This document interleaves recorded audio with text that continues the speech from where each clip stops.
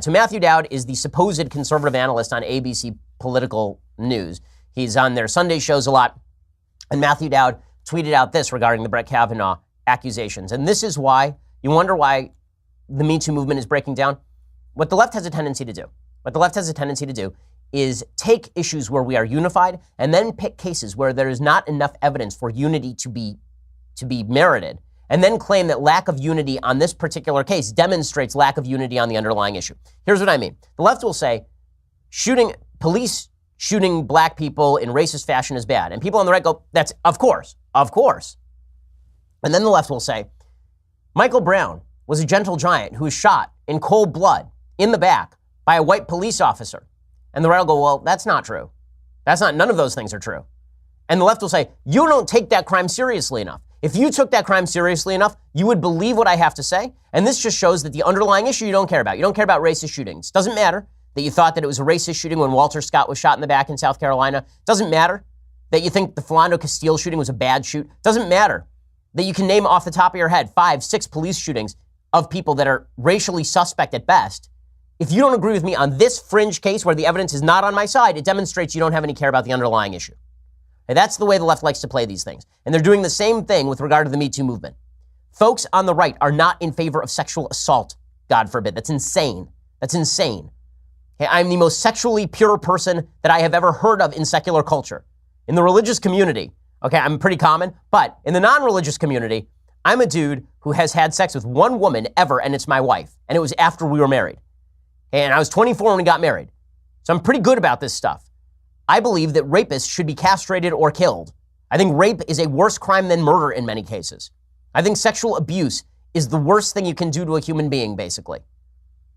And the implication is if I have questions about this woman's account because there's not enough evidence to verify it, that this means I don't care about sexual assault. That's how the Me Too movement falls apart. That's how you take an issue where 90% of Americans agree and turn it into an issue where 55% of Americans agree. And the left likes to do this. The left wants to do this.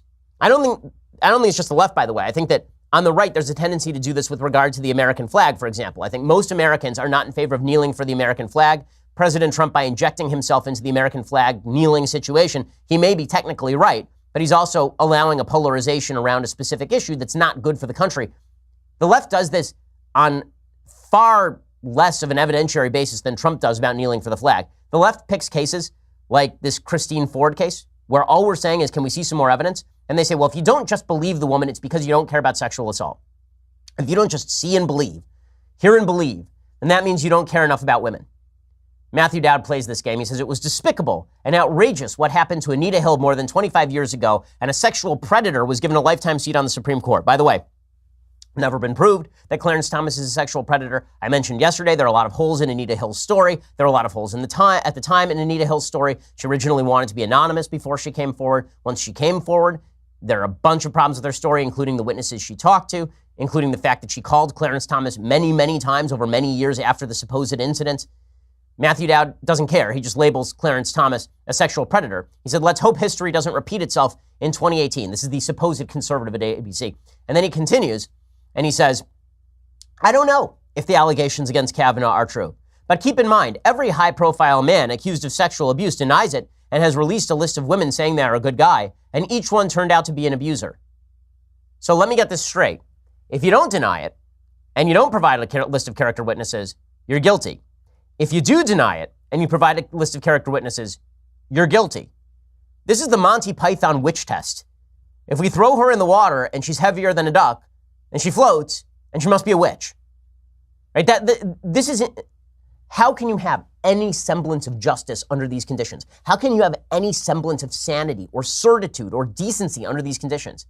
And then Matthew Dowd continues. He says, enough with the he said, she said storyline. If this is he said, she said, then let's believe the she in these scenarios. Why? Why? Like, really, why? Without any corroborative evidence? Are women inherently more believable? I don't understand the logic here. I thought that the basis of feminism is that men and women are to be treated exactly the same way. If that's the case, then why should we believe the woman over the man if he denies and she says it happened and there's no corroborative evidence?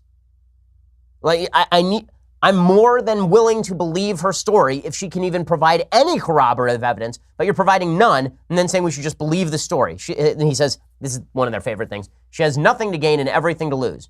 Really? She has nothing to gain? What's that book deal going to be like at the end of this story? What's the TV deal going to be like at the end of this story? Anita Hill had everything to gain. Anita Hill is a famous human. She had an HBO full-on movie made about her and Clarence Thomas because supposedly he once said something about a pubic hair on a Coke can.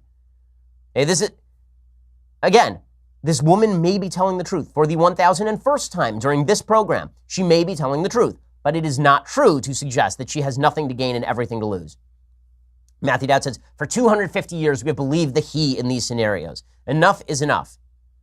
Really? I didn't always believe the he in these scenarios. Like, I think that Bill Clinton probably raped Juanita Broderick. I'm not believing the he in these scenarios. I think that Roy Moore was preying on girls. Like, I think that Donald Trump has abused women. Like, where is he getting this? And the answer is he's getting this from nowhere. He's just looking for any sort of slim reed to hang his hat on here.